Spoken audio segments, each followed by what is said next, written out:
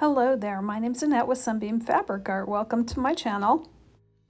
Layer cakes are so pretty to buy and I can't resist them, but right now I have a collection of unused leftovers from layer cakes. Also some 10-inch squares I cut myself from yardage. I want to use up all these leftovers before I open a new package of layer cakes, so that's what we're going to do today. I've got an old standby that I like to use for layer cakes that has very little waste, if any. I'm going to be using as my main focus 10-inch square bright red florals, and you can just ignore all this math. I will leave the exact measurements in the description of this video for you. The first thing I'm going to do is take the two black floral prints and I'm going to cut those down into 2.5-inch squares. And I counted how many cornerstones I needed for this pattern, and I'm just cutting as many as I need, and I will have maybe 3 or 4 extra.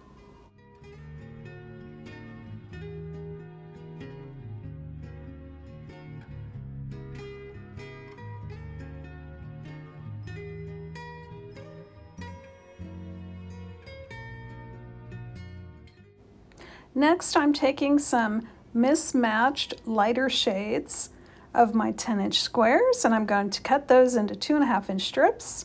I'm going to be using those for sashing. You can see here I've got quite the mismatch going on with my fabrics. I had a couple of plain white 10-inch squares left. I had some floral prints, some stripes, just a variety, but they all read light.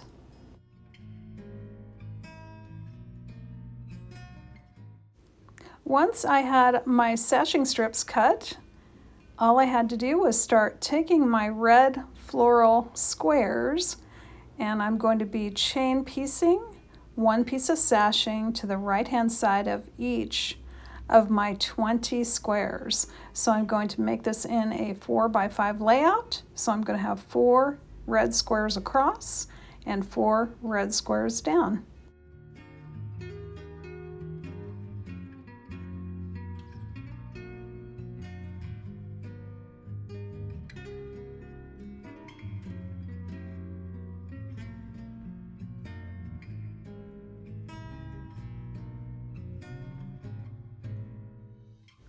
After I broke this chain, I set aside 4 squares and I stitched an extra piece of sashing on the other side of those 4 squares. Those are going to be the left-hand side of each row, so I do need the sashing on both sides.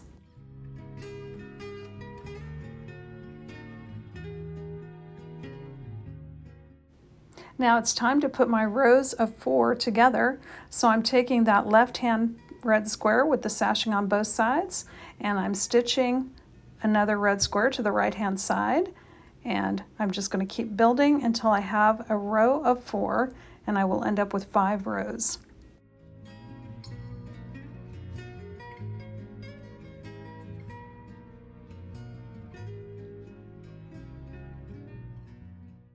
Here you can see I've got my 2 left-hand squares that have been joined, and then I've got my 2 right-hand squares, and I will be joining those together.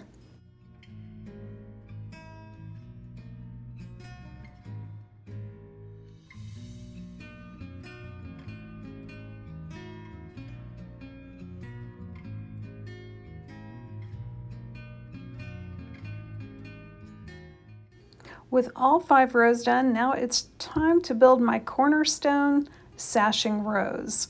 My row is going to be cornerstone on the left, then a sashing piece, then a cornerstone, then a sashing piece, all the way over to the right hand side where I will end with a cornerstone. I took the time to lay out a mock-up of my sashing strips. I wanted to make sure there were no sashing strips of the same fabric right next to each other.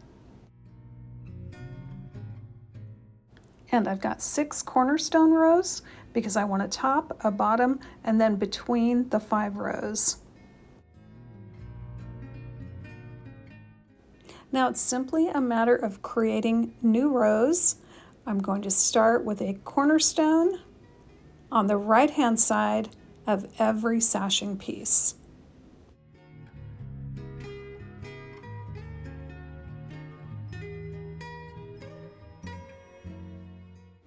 I'm going to chain piece my whole stack of sashing and those cornerstones. When I separate this chain, I will make sure these get back in the exact same order in which they started. Next, I joined 2 sashing strips together. Once that chain was done and separated, it was time to join 2 sashing strips together with 2 other sashing strips. And what I want to show you here, I need a cornerstone on the left-hand side of my strip. Well, I do not need to take this from under the needle. This is long enough. I can just go ahead and get this cornerstone added and keep my chain going.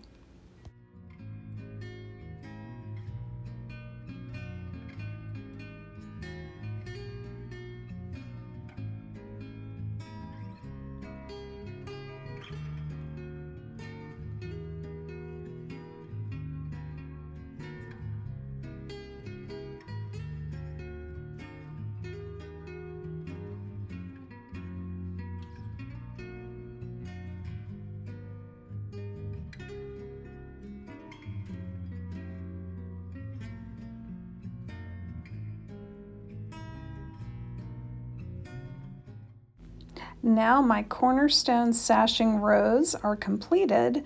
It's time to put these together with the regular quilt rows.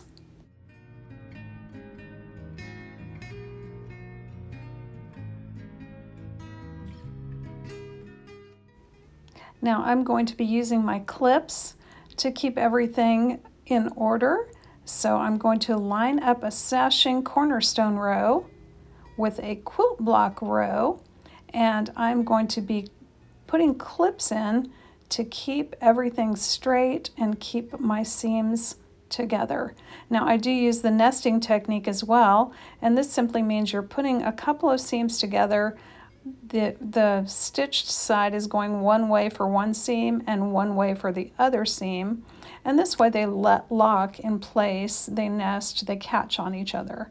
And once I get that nested, I go ahead and put a clip there to hold it in place.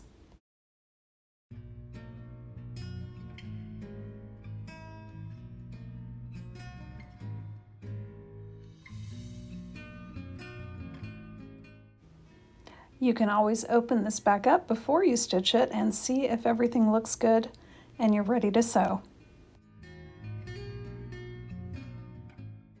I decided to go ahead and clip all my sashing cornerstone rows to my quilt block rows and then sit down and sew them all together. Now on my last quilt block row, you may notice that I'm putting a sashing cornerstone row on one side, and then I'm flipping it around and also putting it on the other side because that's the bottom.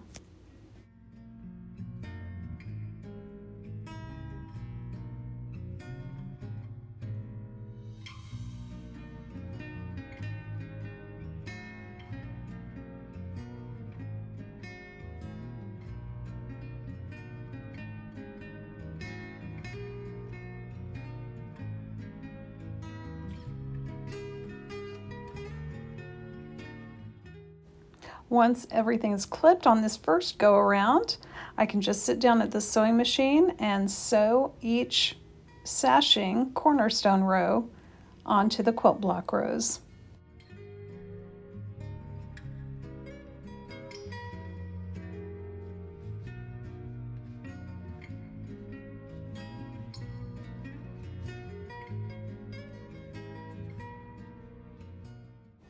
When the 5 quilt rows do have sashing attached, I can join 2 of those together.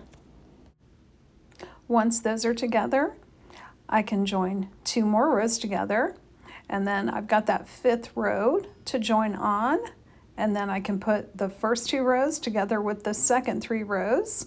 And you can see as this quilt gets bigger, I do like to clip. It gets heavy and it can shift under the needle, so I do want to keep everything straight, so I go ahead and clip it all.